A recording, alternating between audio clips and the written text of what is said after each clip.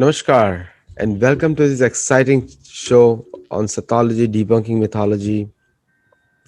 I have an amazing guest with us today, and he has done remarkable work, published 8 books on a very ancient language, which all of you know, most of you students of history, and you have expressed interest in that topic in the past.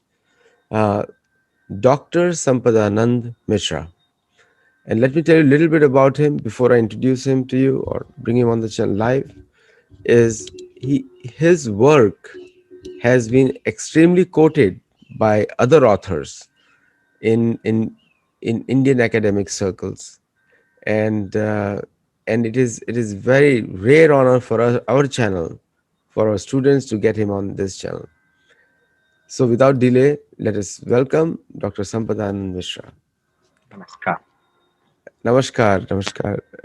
So, first of all, this is going to be a very basic first session, and my question to you: how did Sanskrit attract you, or you attracted Sanskrit to your personality? Mm. No, the whole story goes back to my childhood uh, when it was my grandfather. So he was a Sanskrit Pandit and he was well versed in the Vedas, in the Puranas, and in the Tantric tradition. So wherever he went, when I was a small kid of around 5, 6 years old, so he used to take me sometimes to introduce to the sadhus, monks, and in some ashrams, some mandirs, temples. And then he would teach some shlokas, that means verses, which are of the nature of prayers, invocations, sometimes wise sayings. And then he would ask me to recite those and explain in front of those monks or in the temples, whoever is there. So that's how he instilled that love for the language and all that is there in our tradition. And he used to tell me enormous amount of stories from our tradition. So that's how I grew up looking at him, doing the discourses, listening to him, doing all the kinds of rituals. He was a very orthodox person also. And he told me two things. He said, like in your life, you should never give up Sanskritam. And always he used to tell me that Sanskritam means Swatantrata. Swatantrata is a Sanskrit word and it appears in all other Indian languages also, which means freedom. He said, this is a language which creates this sense of freedom in you if you use it consciously. And if you know the spirit of this language, if you can feel the force, flavor, the original, spirit of it, the structure of it is so beautiful. The sound vibration is so pure and so rhythmic, melodious. So just like he created that sense of deep sense of love in me towards Sanskrit and our tradition. So as I grew up, so I learned so many things from him. But when I was actually uh, in the phase of learning, I wanted to learn more. I was a young studying my 12th class. So during that time, he had a stroke and then passed away. So I couldn't get much from him. But what he had given me during, from my childhood till class 12, so that I am carrying so far. And then living that truth, whatever he has said. And so it is so deep a love and connection that today, if I am someone or somewhere, it is the whole credit goes to the Sanskritam. It is my breath. It is everything for me. So, Mahoday, we have an American Sanskrit society, which Mhm. is a very popular society, and we have a large population of Americans, American Hindus, and South Asian Hindus who are using this language in a day to day conversation. So we have chapters in Very Atlanta, good. chapters in DC, where people speak fluent Sanskrit. Mhm. And in fact, many of the children speak fluent Sanskrit. One thing I've noticed that people who speak Sanskrit or use Sanskrit words, they're very civilized. So what impact does Sanskrit has on the civilized part of the brain that Mhm. induces such good behavior? So here also, when we look at the purity of the vibration of the sounds and the whole very systematic and scientific structure of this language, and especially when it is used consciously, not mechanically, but consciously, it has a tremendous impact. And that's why I give a lot of importance to the vibration aspect, the rhythmic aspect. It's such a highly rhythmic language that to speak in this language is as if to sing poetry. Every word here is poetic, rhythmic. Any name in Sanskrit is very rhythmic. So much so that uh, great percentage of the literature that we have today, including the scientific literature, the dictionary, scientific literature, the literature of Ayurveda, the medical science, most technical literature, all are in poetry. So it's such a poetic language. Even to write something in prose was considered to be very profound and very difficult. So if someone wanted to test the scholarship of another Pandit, they were given this task of writing in prose because poetry is so natural to this language. And Beautiful. at the same time, when we look at the expressions, like today, I made a tweet which I usually share with my students in the classroom. So in the tweet, I put like we say, "I love you." It is such a important expression. And if you look at the whole structure of this "I love you," so that "you" is objective here. That means someone to whom you love, you make that person the object of your love. But if you translate this into Sanskritam, it doesn't, the objective doesn't work. Like the same sentence, if I have to translate into Sanskrit, it will become Aham Tvayi Snihyami. Now, Tvayi is not objective, but Tvayi is a locative. Locative means, so here literally, if you translate it back into English, it becomes I find the love in you. Love is universal, it's there in everything and being. So to love someone means to find that you are aware of what love is and identifying that the presence of that love in another person. How beautiful. I mean, this is how it creates a different kind of samskar or impression in the consciousness. So another example that I will give you, in Sanskritam, passive is very, very natural. Passive is natural in the sense that when you are saying something in English, or even Indian languages derived from Sanskrit, that for the intransitive verbs, you can't have passive. Suppose you say, I laugh, because laughing is an intransitive verb, it doesn't have an object.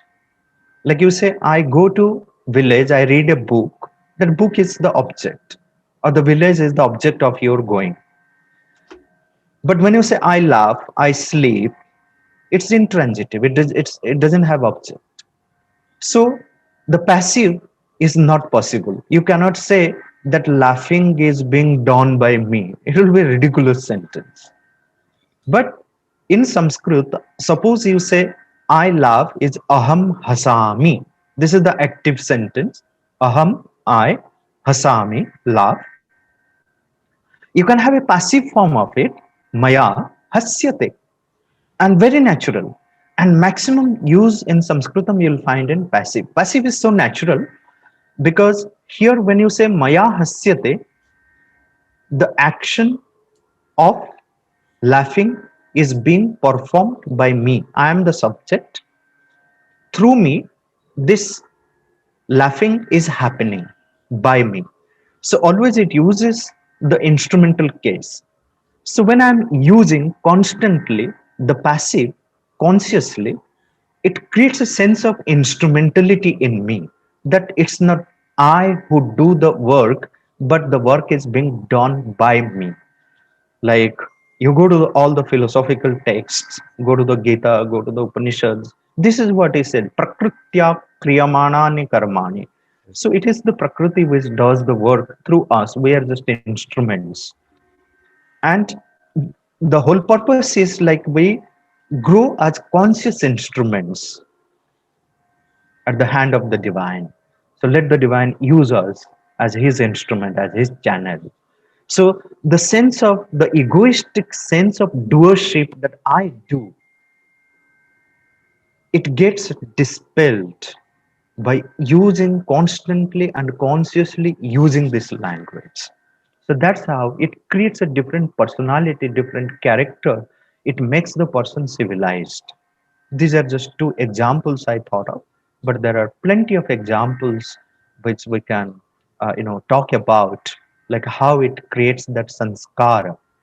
So when we talk about like the samskara, the impressions in our consciousness, because our thoughts, whatever we think, whatever we allow to take place in our consciousness constantly, so it creates that personality in us, it creates that character in us. So if we constantly think of something positive, we build up a positive personality in us, positive character in us. If we think ill of someone, we always in terms of evil, ill, then that ill character is formed and then we become that. So this is how Sanskritam, as a refined language, as a pure, containing these pure forms of sounds. So sometimes this also can be questioned, like how do you say that it contains the pure forms of the sound? Does any other language contain that? Yes, every language has the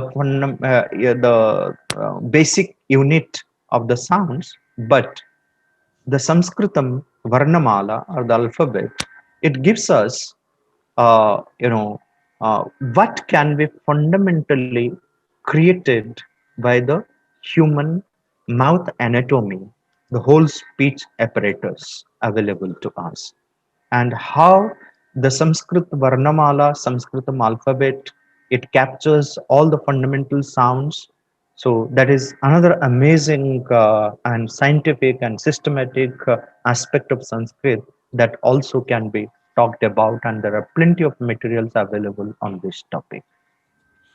You said something really important and very educative also for people, that Sanskrit defines a culture and makes people more civilized in their outlook, just the way you speak it.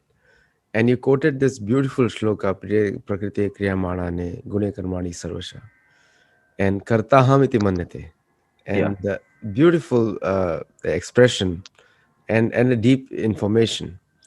Another shloka comes to my mind is when Krishna says to in Bhagavad Gita, Kutastva Kashmalamidam. He was speaking something very forcefully to Arjun, but it sounds like music to the ears. And then he's questioning Arjun, which no one can do except Krishna because of Arjun's status as a warrior. Uh, but only he could do that. But the way he puts it, Anaryam, Jushtam, Aswargyam, Akirtim, Karum Arjuna. So in that he's giving him a lesson as well as asking him a question, as well as he's challenging him.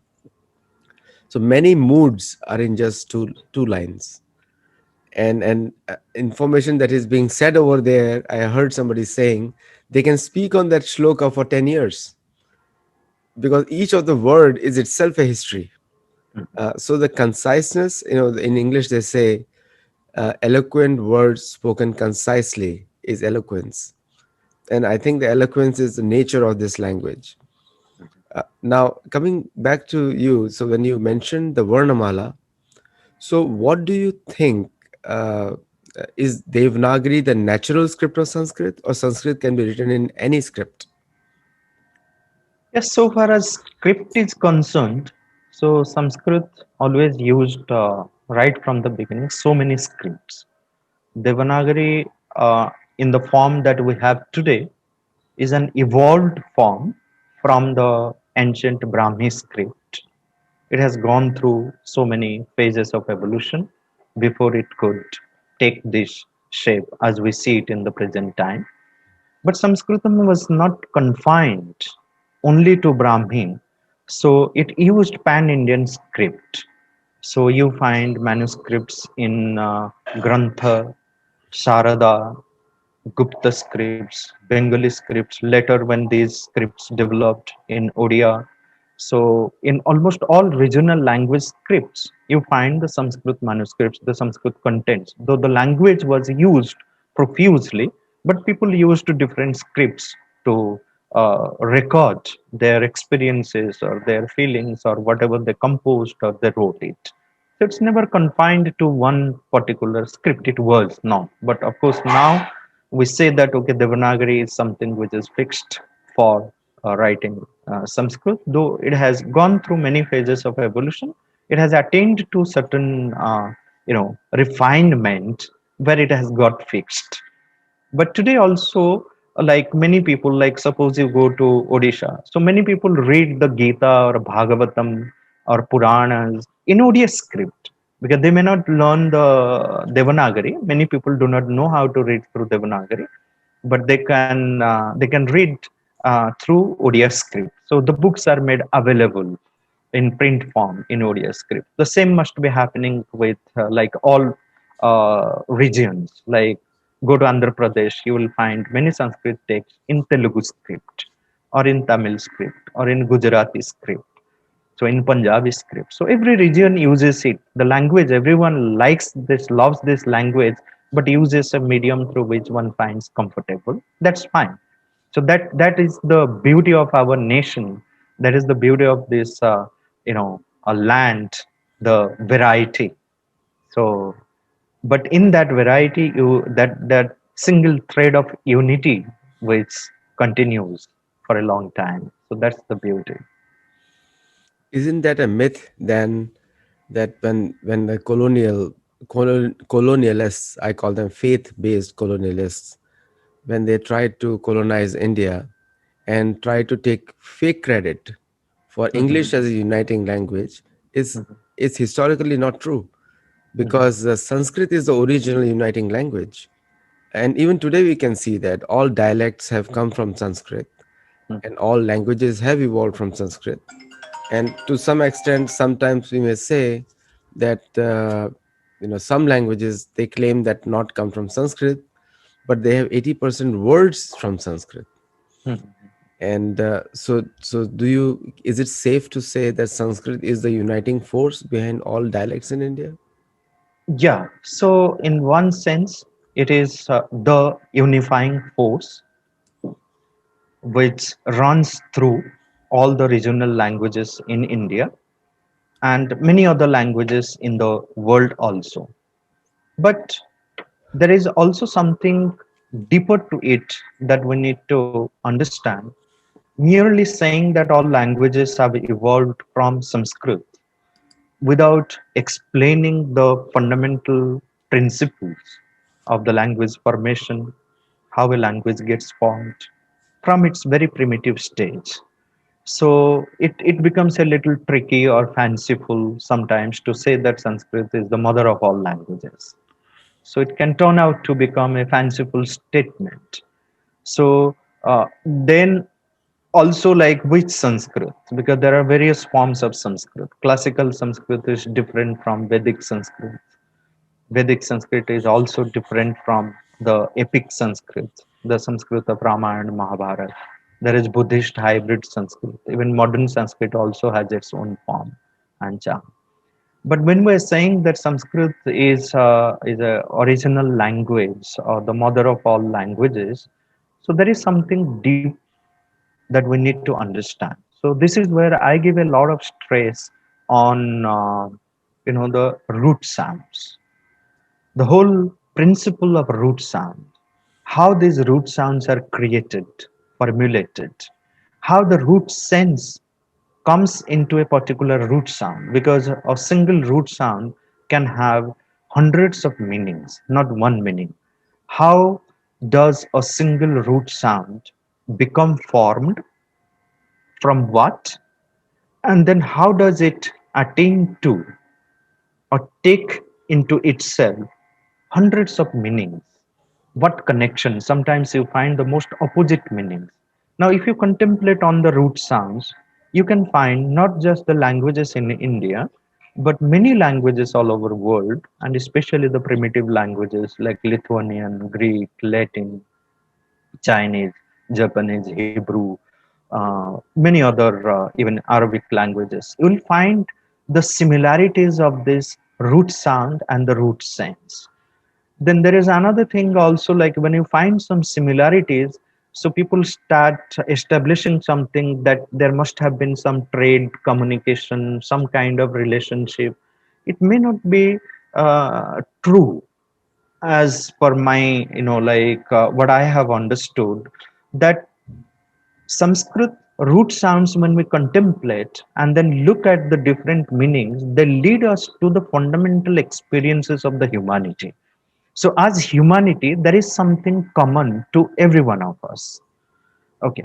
So, you are sitting somewhere, I am sitting somewhere, and you breathe a different air, I breathe a different air, I drink a different water, you drink a different water.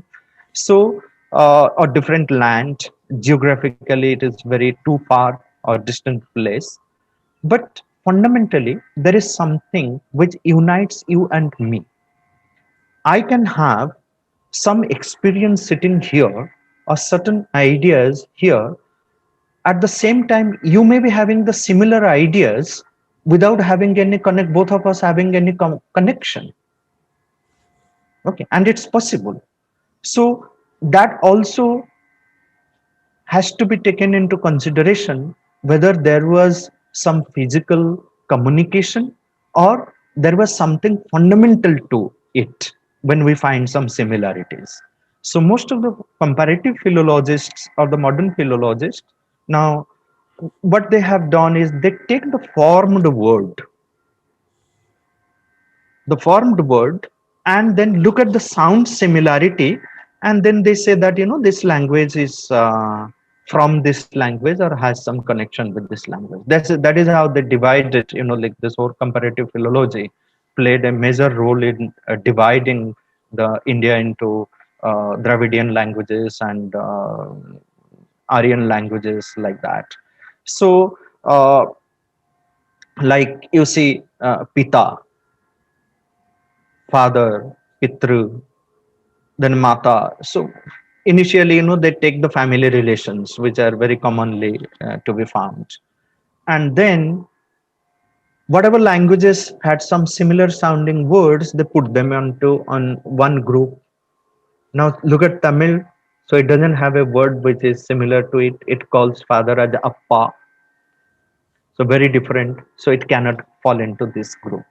But if I contemplate on the root sound, if I take a little, like more effort to find out what could have been or could be the root sound of the word appa, is there a root sound which is common to Sanskrit or any other languages?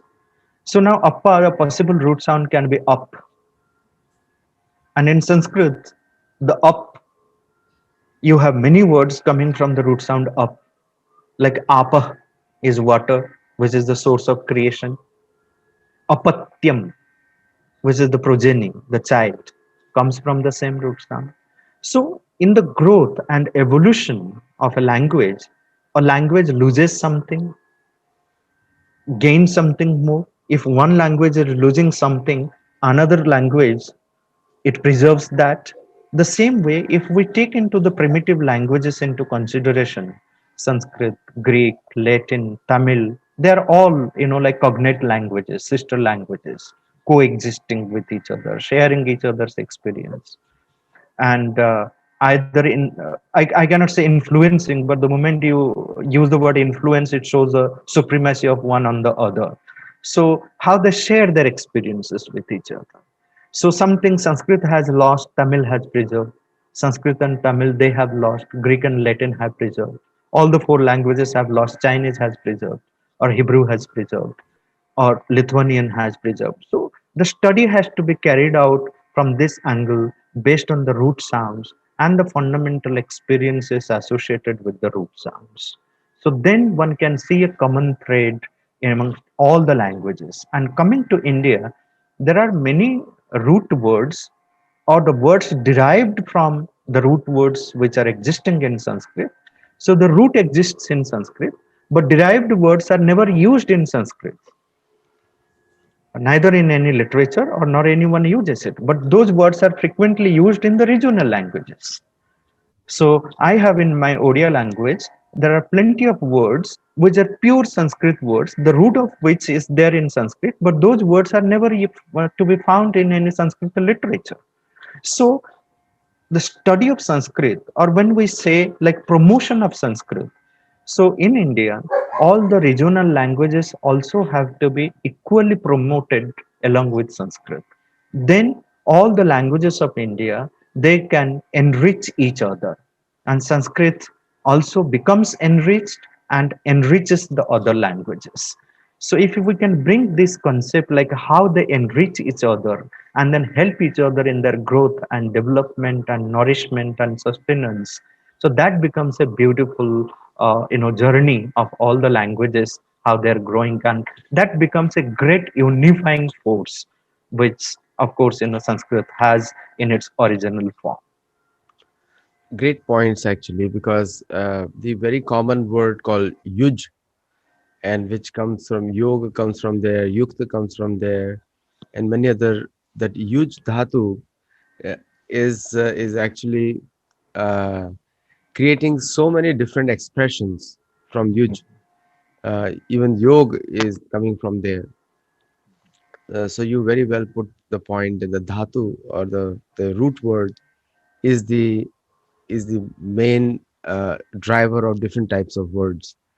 Now, another thing which I usually come across is, and you also correctly mentioned, the commonality of words across the world, like South American language.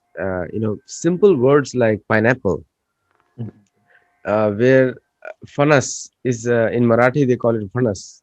Sanskrit is also known as fanas, and Telugu also similar. And not only that, the South Americans, they call the same word. So it cannot be just one coincidence where the same fruit is called in the same way across the world, across three continents, two continents. So do you think that sometimes, as for the history of Sanskrit, was it a common language across the world for communication? See, there can be two views on this. Like we can say that yes, there was a common language. It may not be Sanskrit. It may be something else which is lost. So, but Sanskrit is a language which has preserved maximum force, flavor, root sounds, root sense of that language, or the close to that original language. So, or it may be Sanskrit. We don't know.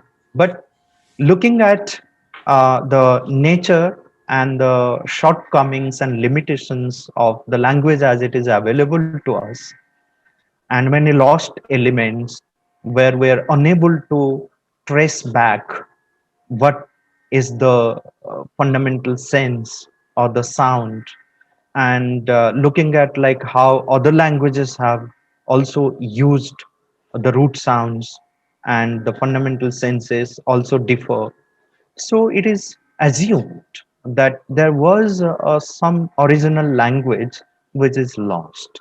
Though everyone is trying to find out a proto language of each group, like Tamil scholars, they try to find a proto Tamil or the proto Dravidian language or proto Indo European language or proto Iranian or Aryan languages. So like this, so each proto put together, there may be like some grandfather or grandmother, so which was at the source, which is lost, and that seems to be like a good point, that that original language which was commonly used maybe like has branched forth to in enormous languages which is lost to us, and only the primitive languages, existing primitive languages of today, they have to be taken for the comparative study, because they are close to that original language, the force, the structure, the flavor, the original sense of it.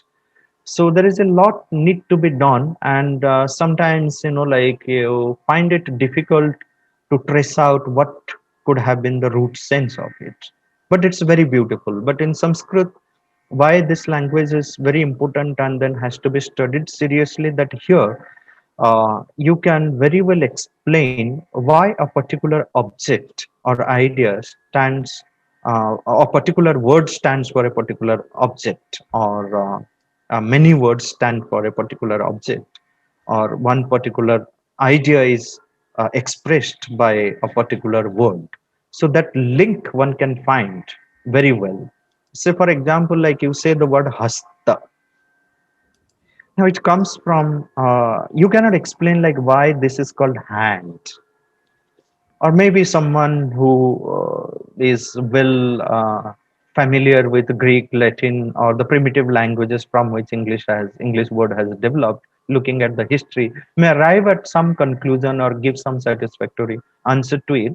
But that is, but so far, like we fail to understand like why it is called hand. So, but in Sanskrit, anyone who is familiar with little bit of root sounds or little knowledge of Sanskrit can say that has is the root sound of hasta. Now, has means to laugh. To laugh means to open. So that's why you can say pushpam hasati. A blossoming of the flower can be called hasanam, pushpa hasanam. Okay, so it laughs, it opens up. So anything which opens also stretches. So hand is called hasta because it is used, it can be stretched. So an elephant is called hasti because because of its hand, extra hand, which is it's strong. It stretches to do its work. Okay, so that's why, because it possesses a hasta, so it is called hasti, and hasta is used for stretching, lending help, giving. So all these senses will come when we contemplate on the original sense and then try connecting the dots, like how from one original idea many other ideas can proceed, and all these ideas proceeding from the original idea are connected with that original idea, and they form the group of a root sense. So that is why each root sound can have plenty of meanings, hundreds of meanings, all are connected. They may be opposite to it. For example, I would take pach. Pach means to cook. It can have all the meanings of all, that is all the activities which are necessary for cooking. So pachanam is not just cooking. The moment you say cooking, so it involves so many activities. Digesting also. Yeah.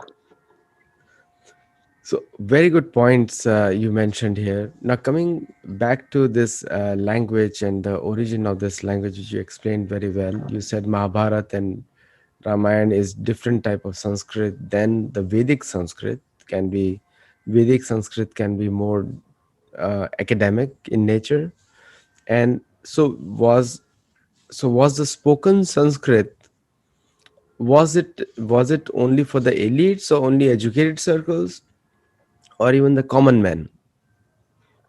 I would try to avoid these terms like academic, elite, learned people. It was a language of people. It is people who used the language. And when we say people, like all are from a deeper spiritual point of view, everyone is a seeker of the truth. Yes. Someone is walking ahead, someone is walking behind, Yeah. but all are seekers of the truth. So to make a distinction that, like I'm learned, I'm academician, and then the others are ignorant, will be that is not the Sanskriti, that is not the whole aspect that this tradition created. Though you have many words like Pandit and all this thing, but fundamentally, from a spiritual perspective, so everyone is a seeker of the truth because we are the evolving being, and towards what we evolve is to, and why do we evolve is to find that unity which is lost, find out that truth which we are not aware of, find out that light which we are not seeing, that light which is brighter than the light that we have today or what we experience. So from that angle, it was a language of people, the evolving conscious beings. Okay. And all those who evolved and then have seen that light, have seen that truth, have realized certain things. So in a higher consciousness, so always a higher consciousness uses a higher language, a sophisticated language, maybe very complex language, and it is bound to be. So similarly, like when you see like someone who is not very, a kind of lower consciousness, has not evolved properly. I'm not saying about education, educated. So for example, like Kabir Das was never educated, but he was evolved, well evolved. He lived in a higher consciousness. To evolve, the growth of consciousness has nothing to do with your education, how well educated or qualified you are. One can be a street man, one can be a shepherd, one can be a cowherd boy, but yet one can grow in consciousness. So we give stress to that, and this land, the land of rishis, has always paid respect to all those who lived in higher consciousness, worked from that higher state of consciousness, and led the humanity from that higher state of consciousness. So, all those who live in a higher consciousness, their language also becomes of that nature. Correct. So, when we talk about the Vedic language, the seers and sages, all those who lived in a higher consciousness, when they realized certain truths, certain aspect of the truth, because no one can realize the totality of the truth, which is not possible and never. So attaining to certain height is something like attaining to a peak where from the other peak is visible. Okay. But one has to attain to the peak, and then one says that the other peak is visible. So one peak is one perfection, and when one attains to one state of perfection, then realizes that there is a higher state of perfection.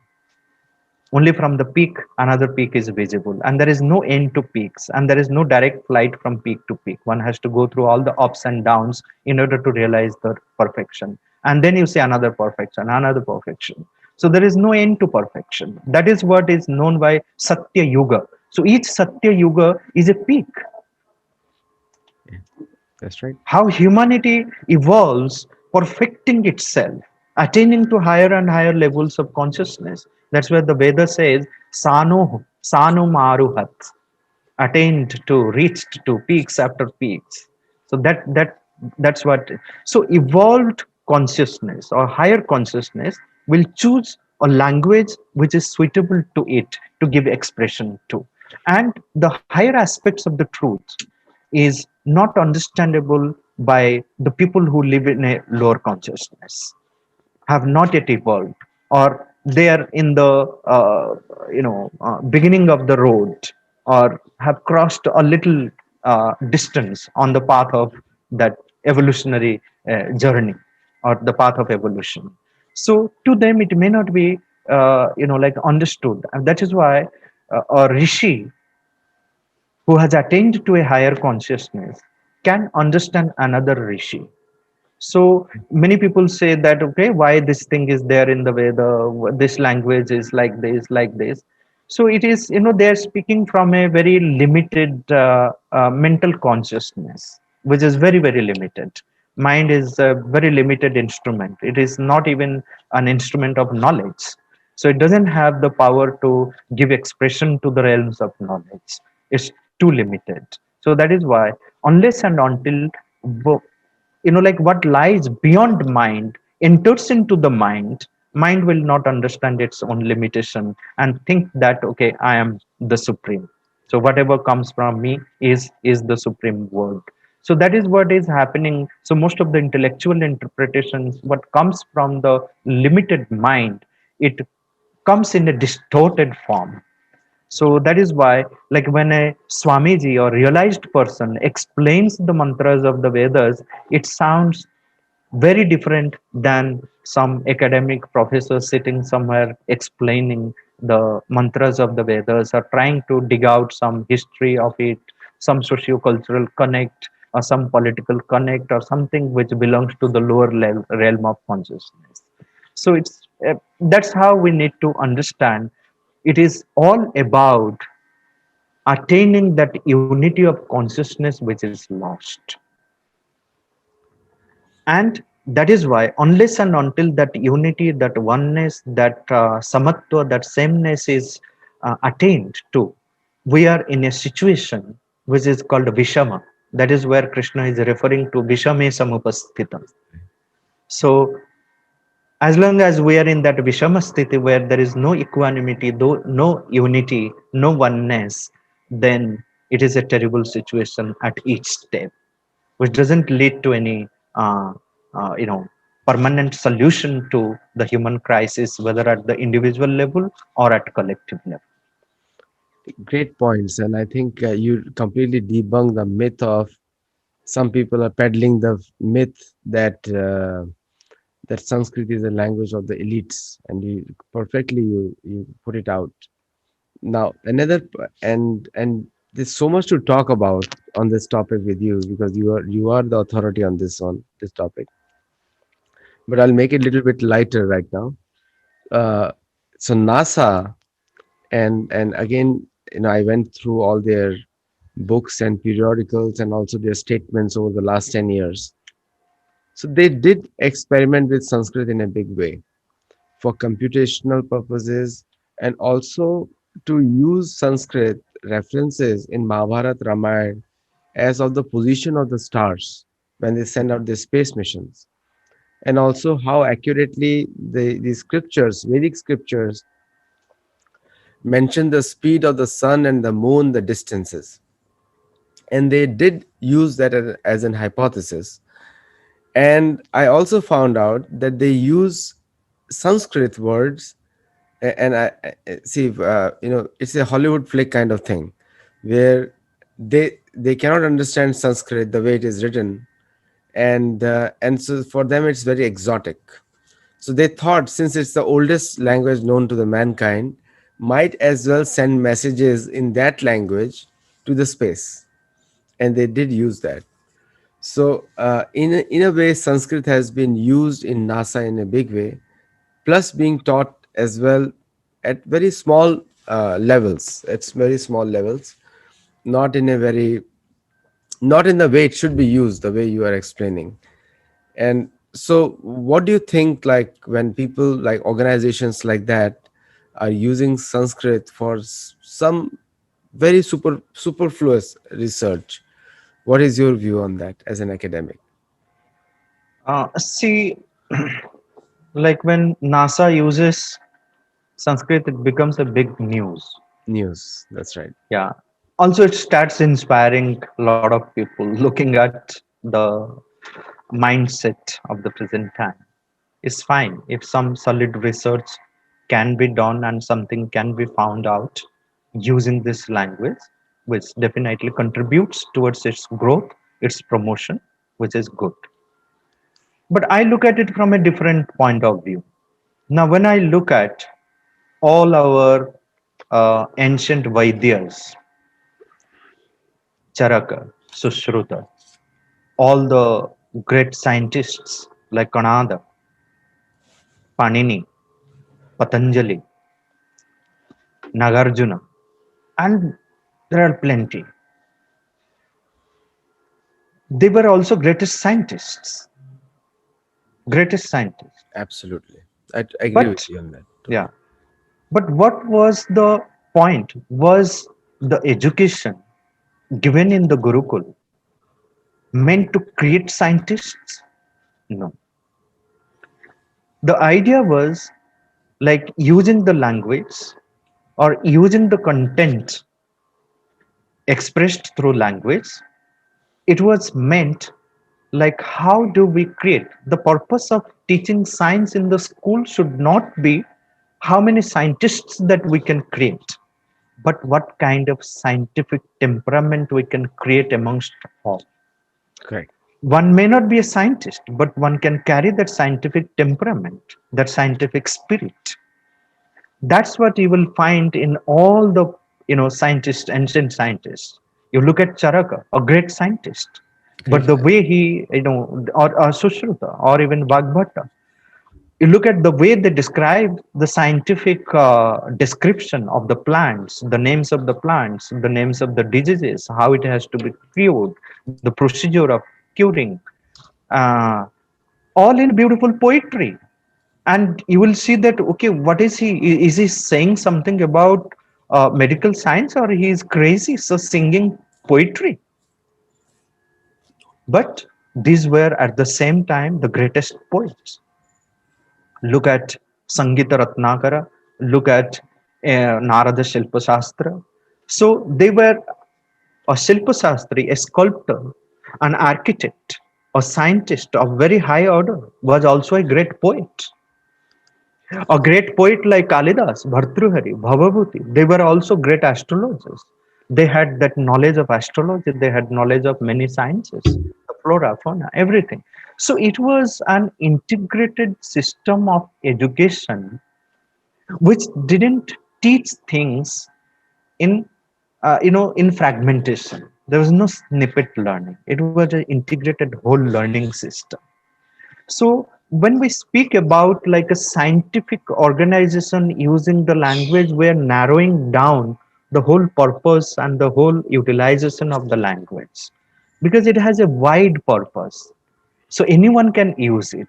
Anyone can find something beautiful, something useful, whether one is a scientist, one is a musician, one is a dancer, one is an architect, one is a sculptor, one is a farmer, one is a goldsmith, one is a blacksmith.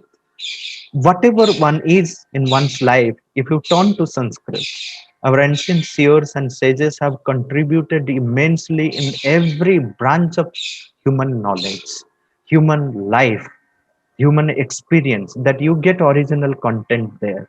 And this language is definitely helpful for whoever comes to it. So there is no surprise that even a scientist speaks about it, or a poet speaks about it, or a cobbler speaks about it, or a street man, cowherd man, he speaks about it. So because everyone finds something useful in this language, something uplifting in this language, something which elevates the consciousness, raises the consciousness.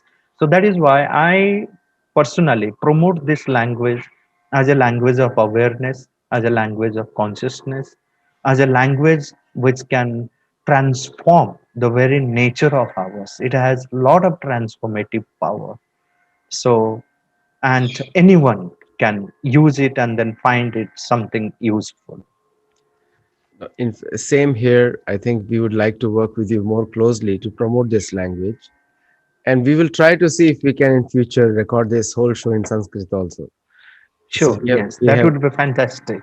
Yes, we have lots of people, and also we come prepared for this.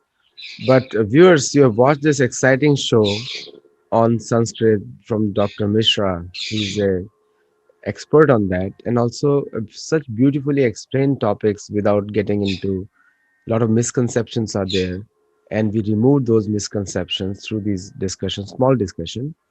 but we would like to invite him again later when he's available. And for the viewers who love this talk, there's a recording on YouTube. You can go there and comment on it and subscribe to the channel so that we can have these kind of content coming to all of us. Thank you, Dr. Mishra, for your time and very Dhanyavad. grateful to you. Dhanyavad.